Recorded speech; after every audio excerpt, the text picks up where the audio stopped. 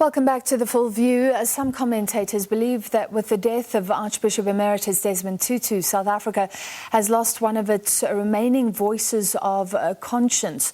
Hailed by some as our moral compass, a champion for human rights, Tutu leaves behind a formidable legacy characterised by decades of activism. Questions are now being asked as to whether the country's youth can pick up where he left off. Joining us to discuss is Author and Executive Chairperson of the Democracy Works Foundation, that is William Gumede. Mr. Gumede, thank you so much for being with us. Just firstly, your comments on today's ceremony. Do you agree with our earlier guest that it was fitting and beautiful? Thank you for having me. I think it was very dignified, so a very appropriate funeral without the pomp, and the ceremony humble, but very moving. And I think it befitted the legacy of a very humble man, of a man with, who set the standards for us, the moral standards for us, who's been South Africans' consciousness. I think it was very fitting. And I think also the president's, at the end's speech was also very dignified, with appropriate decorum and with appropriate maturity. What we've seen is generally sort of an unreserved outpouring of grief and love for the Arch. But there is some criticism, especially among young people, looking back saying maybe he wasn't tough enough at the TRC, or he wasn't. You say that is not fair. Why? Absolutely. I think, there was, of course, with the Truth Commission, even at the beginning, even during the time, if you remember, when it said there was criticism, of course. I think many of the criticism of the Truth Commission is quite unfair.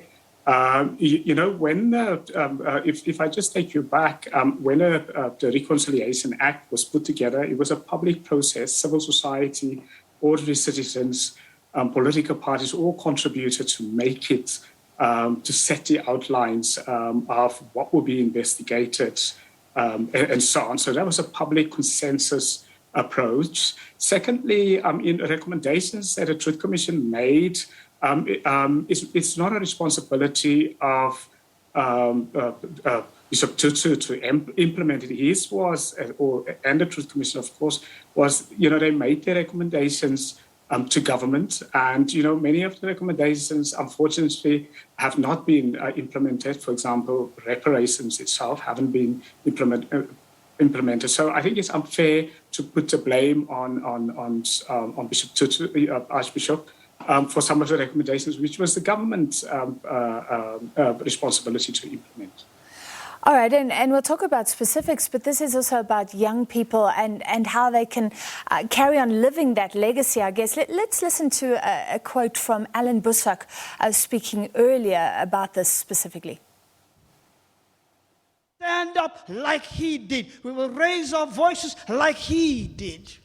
And I can hear those voices, Desmond Tutu, and you can hear them where you are right now. I hear them in Bonteheuwel and in Khayelitsha, and I hear them in Soweto, and I hear them in Durban. I hear them in the Black Lives Matter movement in Washington, D.C., in New York, and in Brussels, and in Berlin, and in London, and in Paris. And I hear them here today, and I hear them in Palestine, and I hear them in East Jerusalem, and I hear them in Gaza.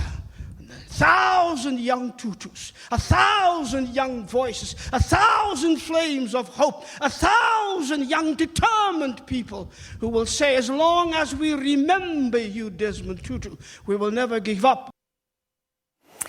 Listening to what the Reverend said there, Mr. Gumede, do you think there are young people in South Africa who can carry on that flame?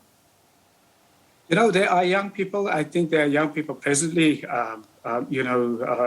doing it. I think, the Archbishop really set a high standard.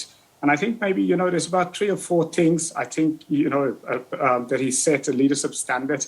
I think the first thing is, social justice that goes beyond, one's color or skin. Social justice, which is global, any issue not only an issue in your own community, but an issue around the world. The second thing is, the Archbishop was honest. Honesty as a leader is quite important. Then, the set of principles of, value-based leadership. So not leadership for the crowds, not leadership for the masses, not leadership for conformity, but leadership based on values. And, the Archbishop was courageous, and he dissented.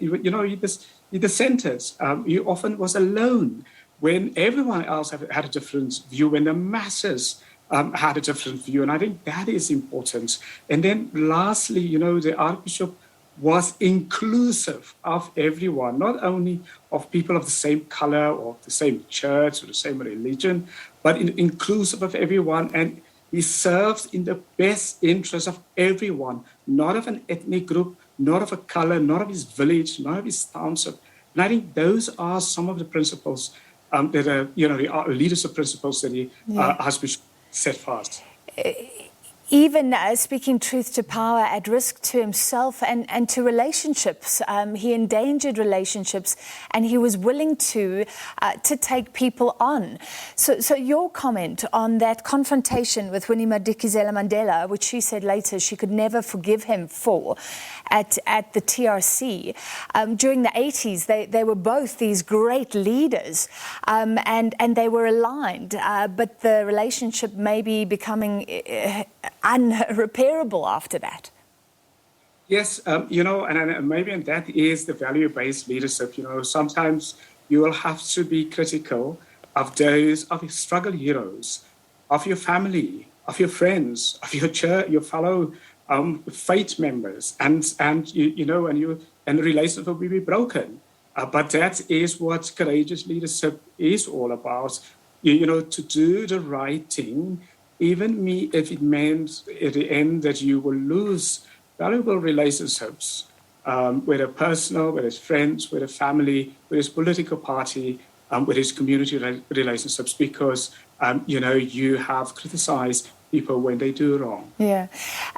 Can you give us any insight into his relationship with Madiba, which has been described as complex as well? They were aligned on certain issues, but misaligned on others. I mean, his relationship with Mandela was a key example of what I've just now said.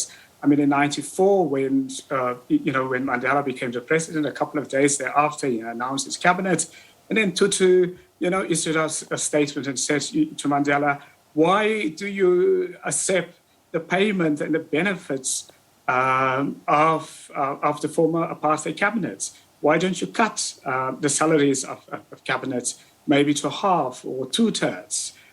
Because to set a better example, given the vast poverty among Black South Africans, for the cabinet, any government cabinet in South Africa, get that sort of, the benefits and the giant salaries and so on. I mean, Mandela was, of course, miffed. He was not very happy with that. But that is what it means, what leadership and courage meant. Even if it meant that Tutu, who had a close partnership with Mandela, that he differed publicly on ethical, when it comes to ethics like that and that. So finally, I mean, what do we take? What do young people take away? What do we take away for our democracy in terms of that courageous leadership? I mean, the good thing is, of course, we are so fortunate as a country that we've had the likes of Tutu and also Mandela. We've got they've set a standard of leadership that we can emulate, and we can compare other leaders with them. So, and if other leaders with a political, if they don't come up to the standards of a Mandela or the standards, in our case, of course, of Tutu, then we should reject them. That's the first thing. The second thing is, we also, our younger leaders must also look beyond, social justice is not just when one opposes, for example, or rather when one is only in government, but anyone can be a leader outside politics. Like Tutu was outside politics, but he provided leadership, and that is very important. Thank you so much for your time. William Gumede, chairperson of the Democracy Works Foundation, a non-profit organization focusing on democracy across Southern Africa.